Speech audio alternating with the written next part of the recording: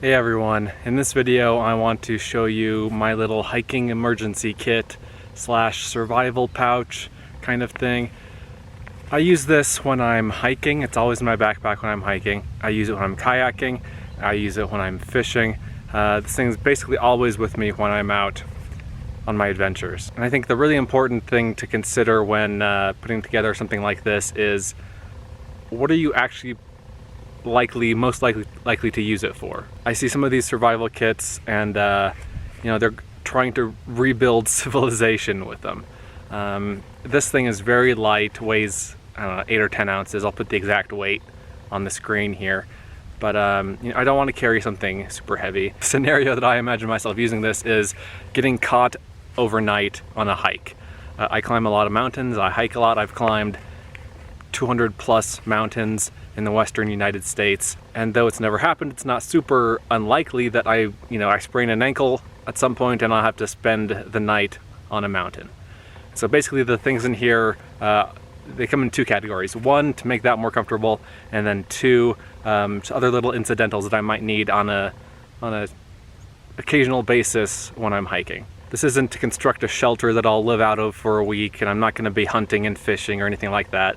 I can survive without major sources of protein for a couple days. That's not really an issue. This is just to get me through a rough night, a cold situation, or to help someone else out who I find that's in a situation like that. So let's start off with the pouch itself. You can use any pouch, but I wanted something made specifically for my needs, and so I made this. This is a highly water resistant little pouch, very lightweight. Has a couple of belt loops on the back, a water resistant zipper on the front, and then the zipper pulls tuck away so that when you're wearing it on a backpack hip belt or on your belt, that they're not rattling around making an annoying noise. I've made a handful of these and put them on my website for sale on kamchatkagear.com. They're handmade by me in the US from high quality materials. And if you're interested in something like this, then you can go over there to check it out. So let's open the pouch and see what we have inside. Alrighty. First off, protein bar. Second, well, let's pull this out. This is a contact lens. I wear contacts, and so in case something happens and I'm rubbing my eyes and knock my contact out, I can have a spare. This is a trash bag. Put that aside for now. I'll talk about it more in a minute. This is a poncho. So basically, what I see myself doing is, if I'm stuck on a mountain in bad weather, I need to hunker down for whatever reason, I take the poncho out. This is a cheap 99-cent poncho from Walmart. I actually use these a lot. I have these stuck everywhere and I regularly use them. So I would take this out, put it around most of me. My legs would still be exposed, and so I'd stick my legs inside the trash bag. Basically my whole body would be covered, and I can just hunker back against a tree or against a boulder, a rock, something like that.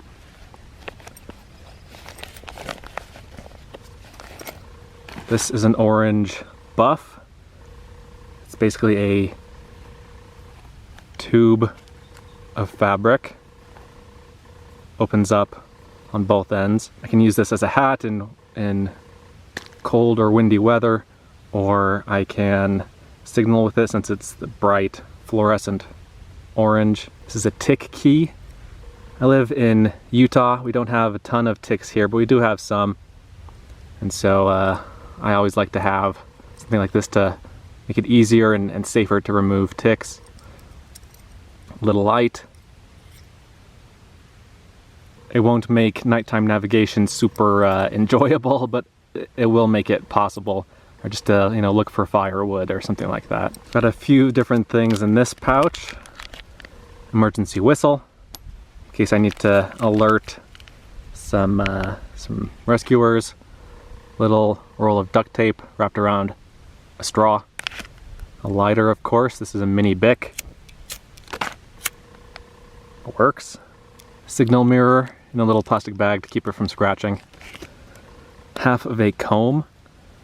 I hike and camp a lot in the desert, and one thing that can happen is that a piece of a cactus or cholla or something can grab onto your skin, like to your ankle or to your leg or to your arm if you brush up against one. Combs are great for that.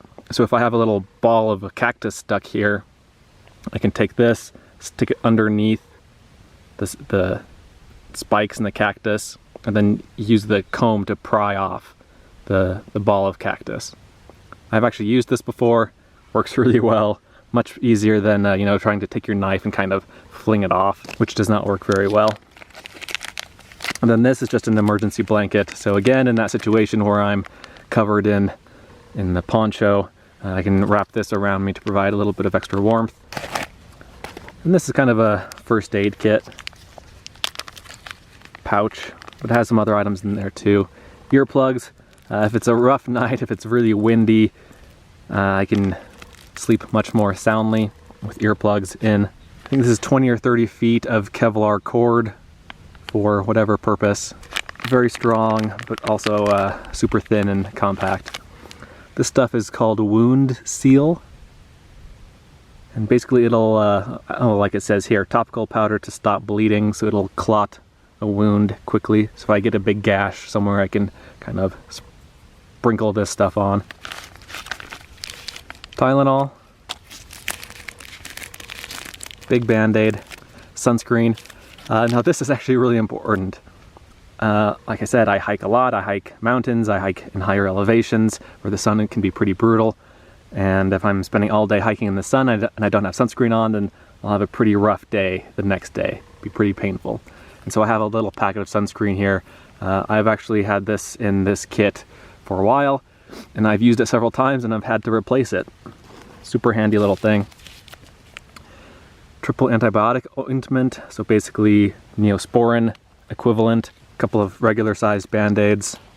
Alcohol pad, wet wipe thing. Insect repellent wipe. Again, when I remember, it's good to do this before a hike, but if not, as with the sunscreen, it's nice to have a little bit of it I can just wipe on myself, and it's much lighter than a separate tube of spray in my backpack. Advil or ibuprofen. Basically, I've used the Tylenol in the past for headaches, and then if I'm on a longer hike and a multi-day hike and my joints or muscles are sore, then I take the ibuprofen. 4 Aquatabs water purification tablets. Basically, whenever I have this kit with me, I would also have my backpack, and so I have a 1 liter bottle of water always on me. And I can fill up that bottle again and then use the tablets to purify the water. And then this is another little fire starting method in addition to the Bic lighter. It's a little ferrocerium rod. And then I have a little mini hacksaw blade to strike the ferro rod with. And then I have 3 of these little pieces of tinder. These light up really well. You fluff them out so that they're kind of like a little puffy cotton ball, and then they take a spark very easily and light very easily. And that's it.